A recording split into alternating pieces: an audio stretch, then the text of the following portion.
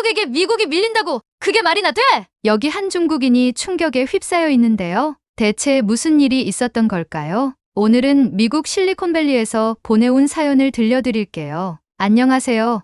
제 이름은 에이버리 윌리엄스입니다. 미국 실리콘밸리에 있는 IT 기업에서 한국 기업들과의 기술 협력을 위한 전문 번역가로 일하고 있습니다. 새로운 기술을 접하고 그것을 다른 언어와 문화에 맞게 전달하는 과정은 정말 흥미롭고 보람찬 일이에요. 특히 한국과의 기술 교류를 돕는 일은 제게 큰 즐거움입니다. 이 일을 통해 저는 단순한 언어 통역자가 아닌 두 나라의 기술과 문화를 잇는 가교 역할을 하고 있다고 자부합니다. 제가 한국어와 한국 문화에 관심을 가지게 된 것은 대학에서 만난 친구 샘 덕분이었어요. 매우 특이한 친구였는데요. 머릿속에 IT와 K-팝 두 단어밖에 없는 괴짜 같기도 하고 천재 같기도 한 친구였습니다. 지금은 물론 한류가 대세를 형성하고 있고 엄청난 인기를 누리고 있지만 당시만 하더라도 한국이라는 나라는 매우 위험한 나라로 인식되고 있었기 때문인데요. 딱히 한국이 무얼 해서가 아니라 제가 기억하기로도 당시엔 김정은이라는 북한의 새로운 지도자가 나타나서 미사일을 쏴대고 핵으로 미국을 위협하고 있다며 뉴스에서도 자주 등장하는 단골 소재이기도 하고 당시 미국의 오바마 대통령은 전략적 인내를 내세우며 사실상 아무것도 하지 않은 채 북한에게 매우 소극적인 자세를 취해서 연일 비판의 목소리가 섞여 나오다 보니 자연스럽게 한국이라고 하면 전쟁 중인 나라라는 인식이 따라붙어도 이상하지 않았던 것 같아요. 그런 한국이라는 나라를 저에게 그리고 대중들에게 깊이 각인시킨 전대미문의 사건이 있었는데요. 바로 2016년 3월 알파고와 이세돌의 대국이 그것이었어요. 혹시 바둑을 아시나요? 바둑은 게임판도 크고 체스보다 훨씬 더 복잡하고 심오한 게임으로 체스는 규칙이 명확해서 기물의 움직임이 정해져 있는 데다 특정 상황에서의 계산이 훨씬 직관적인데 비해서 바둑은 돌을 놓는 위치에 따라 무수히 많은 전략이 가능하다고 해요. 저는 너무 어려워서 룰을 들어도 잘 이해가 가지 않더라고요. 사실 서양의 체스는 이미 1989년에 인공지능이 인간 그랜드마스터에게 첫 승리를 따낸 뒤 96년에 이어 97년 순차적으로 인공지능이 승리를 이끌어냈다고 하지만 바둑의 경우엔 그 수가 매우 많아 인공지능이 인간을 이기기 어려운 게임으로 여겨졌고 구글의 주체로 벌어진 이 대국은 인공지능의 발전과 그 한계를 동시에 보여주는 사건이었는데요. 모두의 관심사였지만 IT학과생인 저와 샘은 더욱더 이 대국에 주목하고 있었어요. 흥분과 함께 대국을 지켜봤는데요. 5판 3선승제에서 잇따라 3패를 했던 이세돌, 알파고가 분석한 승률 또한 70%를 넘기고 있었지요. 누구나 AI의 압승을 예상하고 있었어요. 저 또한 이세돌이 질 거라고 생각했지요. 그런데 바로 그때 바둑판 정중앙을 가르는 한 수로 글쎄 AI가 당황하고 무너져버린 거예요. 누가 예상이나 했겠어요? 저도 진짜 깜짝 놀랐어요. 사람의 힘이란 대단하구나 느꼈지요. 순간 저는 한국은 뉴스에서 나오는 미사일 쏘는 나라 아닌가 하는 의문이 생겼는데요. 친구들도 긴가민가 하고 있을 때 그 의문을 풀어준 친구가 있었어요. 바로 샘이었어요. 샘은 어이없어하는 표정으로 저와 주변을 돌아보며 IT를 공부하면서 어떻게 한국을 모를 수 있냐며 인공지능뿐 아니라 빅데이터 분야에서도 한국은 엄청난 기술력과 혁신성을 가지고 있다고 하는 거예요. 그 밖에 남한과 북한의 다른 점이라던가 많은 이야기들을 해주었어요. 일찍부터 한류에 빠져있던 샘을 우리는 이상한 외국 노래나 듣는 괴짜 취급하고 있었는데요. 그는 한국 문화와 한국어에도 관심이 많았고 독학으로 어느 정도 한국어를 익히고 있더라고요. 아, 샘이 괴짜인 건 맞아요. 샘은 핸드폰 바탕화면도 한국어로 꾸며놓고 중요한 것은 한국어로 메모해놓는 것 같았어요. 샘은 늘 자기가 알고 있는 한국어를 우리에게도 가르쳐 주고 싶어 했어요. 다들 그렇게까지 관심이 있었던 건 아니었지만 샘이 과몰입해서 설명하기 시작했고 결국 저만 남아서 한글에 대한 설명을 끝까지 듣게 되었습니다. 그런데 이게 또 듣고 있다 보니까 호기심이 생겨서 멈출 수가 없더라고요. 처음엔 뭔가 얼떨결에 시작한 한글에 대한 설명에 점점 빠져들게 되고 그 체계성과 과학성에 감탄하게 됐는데요. 그건 꼭 퍼즐을 맞추는 것 같은 재미가 느껴지는 거였어요. 마치 잘 짜인 프로그래밍 언어 같기도 하고 한글은 정말 놀라운 문자 체계인 듯 했어요. 정말 독특하고 아름다운 문자라는 생각이 들더라고요. 백성을 위해 만들어졌다니 한글의 창제 목적과 역사도 정말 인상적이었어요. 그래서 시간이 날 때마다 한국어 공부를 하기 시작했고, 공부하면 할수록 한국어에 빠져들게 되었는데요.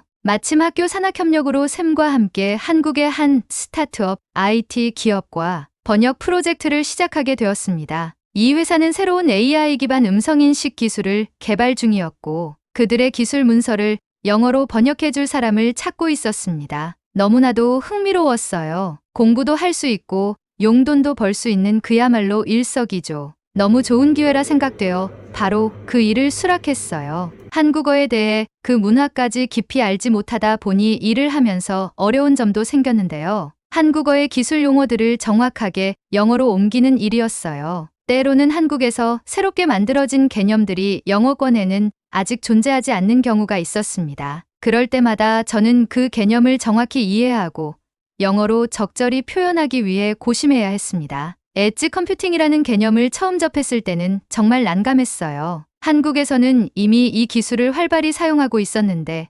저에게는 생소한 개념이었거든요. 이를 설명하기 위해 여러 번의 미팅과 토론이 필요했어요. 그럴 때마다 한국 개발자들과 긴밀히 소통하면서 그 개념을 가장 잘 표현할 수 있는 영어 표현을 찾아내려 노력했어요. 때로는 기술적 개념을 설명하는 과정에서 문화적 맥락도 함께 전달해야 했어요. 한국의 서비스 개념은 단순히 기술적인 것을 넘어 고객 경험 전체를 포괄하는 의미였죠. 이런 뉘앙스를 전달하는 것도 제 역할의 중요한 부분이 되었어요. 이 과정에서 한글에 대한 깊은 이해가 생긴 것 같아요. 제게 완전히 새로운 세계를 열어주었습니다. 기술 문서를 번역하면서 저는 단순히 언어를 옮기는 것이 아니라 두 문화 간의 기술적 개념을 연결하는 중요한 역할을 하고 있다는 걸 깨닫게 되었습니다. 뿐만 아니라 한국의 IT 기술이 얼마나 빠르게 발전하고 있는지 직접 체감할 수 있었어요. 특히 음성 인식 분야에서 한국 기업들의 기술력이 세계 최고 수준이라는 걸 알게 되었죠. 이 프로젝트를 통해 저는 기술 번역가로서의 제 적성과 가능성을 발견했어요. 단순히 언어를 옮기는 것을 넘어 기술적 지식과 문화적 이해를 결합해 정확하고 효과적인 커뮤니케이션을 만들어내는 일의 매력을 느꼈죠. 제가 졸업 후 진로를 결정하는데 큰 영향을 미쳤습니다. 첫 번역 프로젝트를 마치고 얼마 지나지 않아 저는 한국의 IT 기술 발전 속도에 완전히 압도되었어요. 스타트업과의 프로젝트 이후로 저는 지속적으로 한국의 뉴스와 논문들을 찾아 읽기 시작했는데 그 과정에서 정말 놀라운 사실들을 발견했거든요. 특히 5G 기술 분야에서 한국이 세계를 선도하고 있다는 점이 인상적이었어요. 미국에서는 아직 5G에 대한 논의가 시작 단계였는데 한국은 이미 상용화가 되고 있더라고요. 이 속도의 차이에 정말 깜짝 놀랄 수밖에 없었는데요. 스마트폰 보급률이 97%.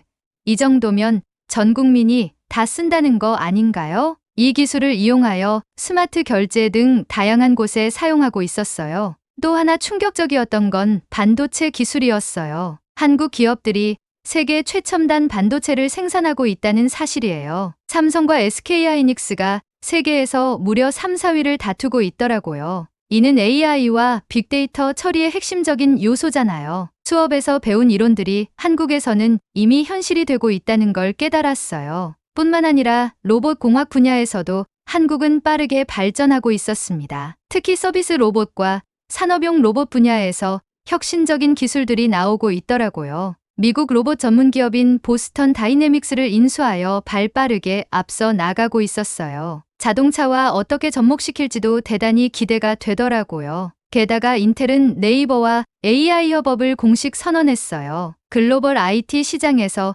한국의 위치가 얼마나 중요한지 깨닫게 되었고 앞으로의 기술 발전 방향을 예측하는 데 있어서 한국을 주목해야 한다고 생각하게 되었습니다. 졸업 후 실리콘밸리의 IT 기업에서 일하게 되면서 예상치 못한 갈등에 휘말리게 되었습니다. 우리 팀에 진룽이라는 중국인 개발자가 새로 합류하게 되면서부터였어요. 그의 태도는 처음부터 문제가 많았습니다. AI와 한국을 조인하는 게 마음에 들지 않아 보였어요. 특히 한국 기업과의 협업 프로젝트가 시작되면서 상황은 악화되었습니다. 여느 때처럼 저는 한국어를 영어로 번역하고 있었는데 진룽이 왜 한국어를 영어로 굳이 번역해서 쓰는지 이해할 수 없다며 한글은 원래 중국에서 온 거라고 하더라고요. 세종대왕이 만들었다는 것은 다 아는 사실인데 이게 뭔 소린가 내가 잘못 들은 건가 싶어 듣고 있었어요. 그랬더니 한글은 곤디 한자를 읽으려고 만든 문자에 지나지 않는다며 중국이 원조라고 하는 거예요. 그런 언어를 왜 굳이 쓰는지 모르겠다고 듣다 보니 어이가 없어서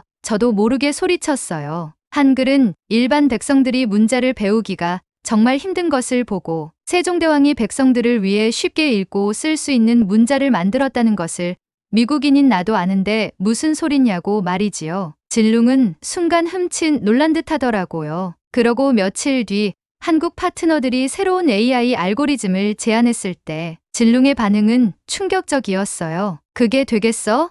불가능해. 라고 단호하게 말하더군요. 한국만 관련되면 극단적이 되는 것 같았어요. 한두 번도 아니고 저는 이런 태도가 프로젝트를 위험에 빠뜨릴 수 있다고 생각했어요. 한국 파트너들의 불편한 기색 또한 역력했거든요. 결국 팀을 위해 진룽과 정면으로 맞서기로 결심했어요. 팀 회의에서 한국의 기술력을 입증하는 자료들을 제시하고 진룽의 부정적인 태도를 지적했죠. AI에 왜 한글이 필요한지, 왜 한글을 번역해야 하는지에 대해서도 설명해 주었습니다. 챗GPT와 바드가 처음 공개되어 온 세계에서 AI가 이렇게까지 할 수 있다며 들떠있을 때를 기억해. 바드가 가장 먼저 한국어를 론칭했던 건 알아? 한글은 자음과 모음의 규칙적인 결합으로 이루어진 표기 체계를 가지고 있어. 이 규칙 덕분에 자연어 처리 작업에서 텍스트를 분석하고 처리하는데 큰 장점이 되기 때문이야. 현재 모두가 인정하고 있고 그 때문에 나도 여기 있는 모든 팀원들도 노력을 기울이고 있는데 아니라는 합리적인 근거를 대보라고 다그쳤더니 진룽은 얼굴이 벌개지며 아무 말도 하지 못하고 사라졌습니다. 한국과 중국이 김치, 한복 등 여러 가지 이슈로 갈등을 빚고 있다는 것은 어렴풋이 알고 있었지만 다른 일에 그런 갈등을 집어넣는다는 것이 도무지 이해가 되지 않았어요. 이것이 문화적인 차이인 건지 중국인이라서인지 진룽을 도무지 이해할 수 없었어요. 진룽과 갈등 이후 한국의 기술력에 대해 더 깊이 찾아보게 되었어요. 그 과정에서 한글과 IT 기술 사이의 흥미로운 연관성을 발견하게 되었죠. 한국어 번역 작업을 하면서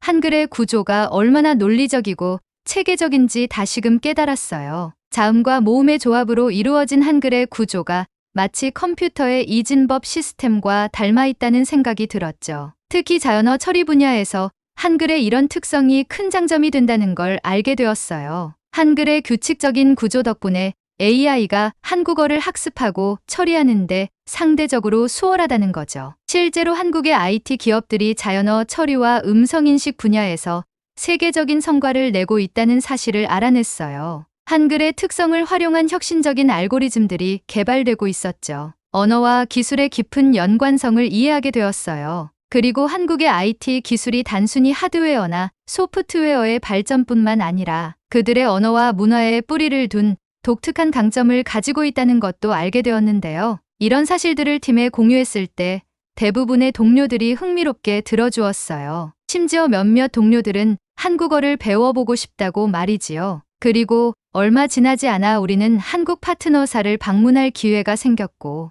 문서나 사진으로만 보던 한국을 방문하게 되다니 너무 기뻐서 샘에게도 전화를 걸어 마구 자랑을 해버렸어요. 약 13시간 비행 끝에 인천공항에 도착했는데 곧바로 한국의 기술력을 실감할 수 있었어요. 여권 정보와 바이오 정보를 활용하여 출입국 심사를 진행하는 자동 출입국 시스템으로 12초 만에 입국 심사를 마칠 수 있었어요. 공항 곳곳에 귀여운 로봇이 안내원 역할을 하고 있더라고요. 초고속 와이파이까지 무료라니 감탄할 수밖에 없었어요. 서울 시내로 들어서면서 더욱 놀라웠는데요. 버스나 지하철을 카드 하나로 간편하게 사용하고 있더라고요. 미국에서는 아직도 종이 티켓을 많이 사용하는데 너무 편해서 미국에도 빨리 도입되었으면 좋겠다는 생각이 들더라고요. 어디서나 볼 수 있는 디지털 광고판, 그리고 거의 모든 사람들이 사용하는 고성능 스마트폰까지 한국의 일상생활에 얼마나 IT 기술이 깊숙이 통합되어 있는지 직접 체험할 수 있었어요. 미국에서 자료로 봤던 것이 거짓말이 아니구나 실감했어요. 파트너사 방문은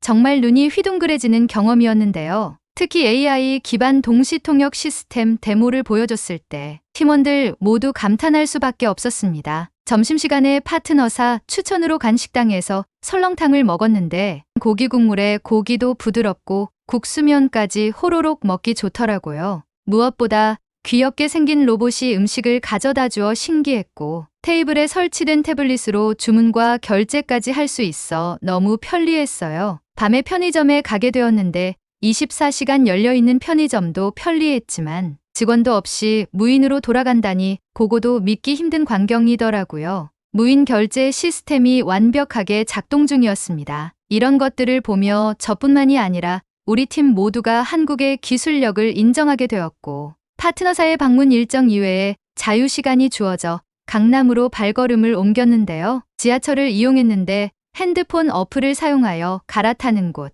지하철 시간 등 실시간으로 편리하게 알 수 있더라고요. 모든 것이 디지털로 시스템화가 체계적으로 되어 있는 것이 본받을만 했어요. 카페에서도 눈이 휘둥그레질 일이 있었는데요. 테이블마다 설치된 무선 충전기, 그리고 로봇 바리스타까지 있었거든요. 주문한 커피를 받으며 기술이 사람들의 일상을 어떻게 편리하게 만드는지, 그리고 사회 전반에 걸쳐 얼마나 자연스럽게 적용되어 있는지 느낄 수 있었어요. 특히 인상 깊었던 건 노인분들도 이런 기술을 어려워하지 않고 사용하는 모습이었어요. 키오스크로 주문하는 할머니, 스마트폰으로 버스 카드 대신 결제하는 할아버지를 보며 기술 수용성이 정말 높다는 걸 느꼈죠. 저는 한국의 IT 기술이 단순히 연구실이나 기업에만 머물러 있는 게 아니라 실제 생활에 깊이 뿌리내리고 있다는 걸 알게 되었어요. 이것이야말로 진정한 기술 혁신의 모습이 아닐까 생각했습니다. 한국에서의 경험은 제게 미국과 한국의 기술 격차에 대해 새로운 시각을 제공했어요. 솔직히 말하면 이전까지 저는 미국이 모든 IT 분야에서 선두를 달리고 있다고 믿었거든요. 하지만 이번 방문으로 그런 생각이 완전히 바뀌었습니다. 특히 5G 네트워크, 반도체 기술, 그리고 일상생활에서의 IT 통합 측면에서 한국이 미국을 앞서고 있다는 걸 인정할 수밖에 없었어요. 오히려 우리가 한국의 혁신적인 접근 방식에서 배울 점이 많다고 생각했죠. 특히 산학협력 모델, R&D, 투자 전략 등은 미국에서도 참고할 만한 부분이 많아 보였어요. 이런 생각을 팀장님께 말씀드렸더니 흥미롭게 들으시더라고요. 본사에 제출해 볼 만한 내용 같다며 정리하여 보고서로 내라고 하셨어요. 한국 방문 이후 우리 회사는 한국 IT 기업들과의 협업을 대폭 확대하기로 결정했어요. 이 과정에서 제가 중요한 역할을 맡게 되었죠. 제 한국어 실력과 한국 기술에 대한 이해가 큰 자산이 된 거예요. 신기하지 않나요? 협업이 본격화되면서 저는 한국의 혁신적인 기술들을 미국 본사와 업계에 소개하는 중요한 역할을 맡게 되었는데요. 제게 큰 도전이자 기회였어요. 프레젠테이션을 하게 되었는데 내용은 한국의 5G 기술에 대한 것이었어요. 미국에서는 아직 초기 단계였지만 한국은 이미 전국적으로 5G를 구축하고 있었거든요. 이 발표를 준비하면서 한국의 통신사들과 긴밀히 협력했고 그들의 성공 사례와 기술적 세부 사항을 정리했어요. 발표 당일 진룽은 여전히 회의적이었고 그래, 빠르다고는 하지만 실제로 얼마나 유용할까? 라고 중얼거리더라고요. 하지만 제가 준비한 데이터와 사례들은 청중들에게 깊은 인상을 남겼어요. 특히 5G를 활용한 원격 의료와 스마트 팩토리 사례는 많은 관심을 받았습니다. 한국의 반도체 기술도 소개했는데 세계 최첨단 나노 공정 기술, 특히 EUV 리소그래피 분야에서 한국 기업들이 이룬 성과를 설명했죠. 이 발표는 우리 회사의 고위 임원들에게도 큰 충격을 주었습니다. 우리가 이 분야에서 뒤처지고 있다는 걸 몰랐네요. 라는 반응이 많았거든요. AI와 빅데이터 분야에서의 한국의 혁신도 소개했어요. 특히 자연어 처리와 컴퓨터 비전 분야에서 한국 스타트업들이 이룬 성과는 정말 인상적이었어요. 이 발표 후에는 몇몇 임원들이 한국 기업들과의 파트너십 가능성에 대해 문의해 왔어요. 이런 활동들을 통해 저는 단순히 기술을 소개하는 것을 넘어 두 나라의 기술 협력을 촉진하는 역할을 하고 있다는 걸 깨달았고, 그리고 이 과정에서 진룽 같은 회의론자들의 시각도 조금씩 변화하고 있다는 걸 느낄 수 있었어요. 제 역할이 확대되면서 회사 내에서의 위상도 높아졌어요. 한국 기술에 관한 전문가로 인정받게 되었고 주요 의사결정 과정에 참여하는 기회도 늘어났습니다. 이는 제게 큰 책임감과 동시에 보람을 주었어요. 시간이 지나면서 저는 글로벌 IT 시장에서 한국의 위상이 급격히 변화하는 것을 직접 목격하게 되었는데요. 이는 단순히 제 개인적인 관찰이 아니라 업계 전반의 트렌드입니다. 주요 기술 컨퍼런스에서 한국 기업들의 존재감이 눈에 띄게 커졌어요. 예전에는 미국과 중국 기업들이 주도하던 행사에서 이제는 한국 기업들이 키노트 스피치를 하고 혁신적인 제품들을 선보이는 일이 흔해졌어요. 특히 인상 깊었던 건 실리콘밸리의 스타트업들이 한국의 기술을 벤치마킹하기 시작했다는 거예요. 제가 알고 지내던 몇몇 스타트업 창업자들이 한국의 이 기술을 어떻게 생각해? 라고 물어오기 시작했죠. 진룽조차도 이런 변화를 인정할 수밖에 없었어요. 어느 날 진룽이 제게 와서 너의 말이 맞았어. 우리가 한국을 너무 과소평가했던 것 같아. 라고 말하더라고요. 이 말을 듣고 저는 내심 뿌듯했지만 동시에 이게 단순한 경쟁의 문제가 아니라는 걸 강조했어요. 실제로 한국 기업들과의 협업이 늘어나면서 우리 회사의 기술력도 크게 향상되었어요. 특히 5G, AI, 그리고 반도체 분야에서요. 이는 단순히 한쪽이 다른 쪽을 따라잡는 게 아니라 서로의 강점을 결합해 시너지를 내는 과정이에요. 이런 변화는 비즈니스 측면에서도 큰 영향을 미쳤어요. 우리 회사의 아시아 태평양 지역 매출이 크게 증가했고 한국을 거점으로 한 새로운 R&D 센터 설립 계획도 발표되었습니다. 이 모든 과정을 지켜보면서 저는 글로벌 IT 산업의 지형이 얼마나 빠르게 변화하고 있는지